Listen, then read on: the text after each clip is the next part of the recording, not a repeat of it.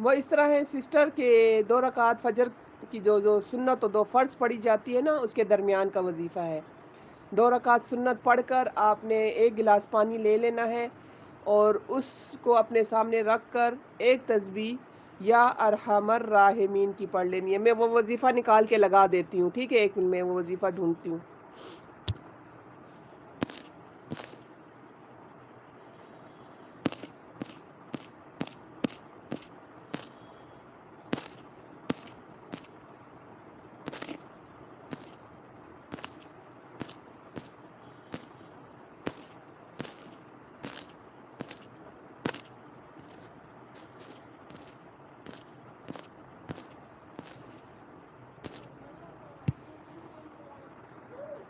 ये है ये देखें ये सिस्टर आप उर्दू को पढ़ सकती हैं? ये लिखा हुआ पढ़ सक रही हैं?